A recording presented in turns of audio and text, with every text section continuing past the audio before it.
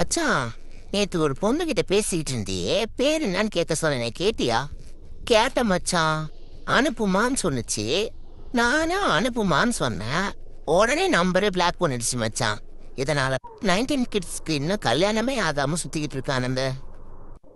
ஏய், எல்லாரும் கையால தான் கம்பு சுத்துவாங்க. நாங்கெல்லாம் வாயாலே கம்பு சுத்துவோம். அதுவும் பெர்ஃபெக்டா சுத்துவோம்.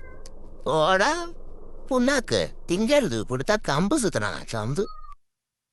என்னதான் இந்த மனைவிகளுக்கு களைப்பு சோர்வு மயக்கம் இருந்தாலும் இந்த புருஷன்கிட்ட சண்டை போடும் அது மட்டும் எந்திருந்துதான் இவளுக்கு எம்பு வருதோ.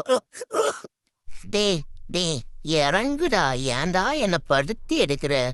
ஏற்கனவே உங்க அம்மா எதுக்கு சண்டை போடுறானே தெரியாம சண்டை போட்டுக்கிட்டு இருக்கா. அதை விட முக்கியமான விஷயம், எனக்கு ஞாயிற்றுக்கிழமை இன்னைக்கு போய் தக்காளி சோறு செய்யறா.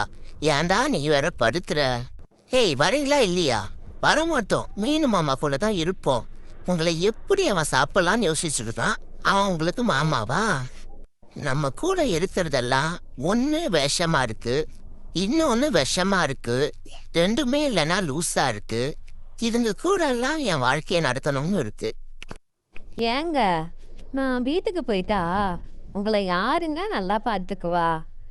அட ஏமா நீ வேற? மனுஷனுக்கு சோறா முக்கியம், நிம்மதி தான் முக்கியம். நீ அதை பத்திலாம் கவலைப்படாத, பத்திரமா போயிட்டு வா. காசு நான் எவ்வளவு வேணாலும் தரேன். ஓ, அப்படியா? நான் சாதாரணமா ஒரு 10 ரூபா கேட்டா கூட ஏகப்பட்டலாம் பேசுவேன். இப்போ நான் வீட்டுக்கு போறேன்னது எவ்வளோ காசு வேணா தருவியா?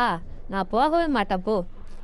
சரிதான், காலையில தீயில சொன்னா உங்களுக்கு 7 நாட்டு சனி பிடிச்சிருக்கு, போகவே போகாதுன்னு.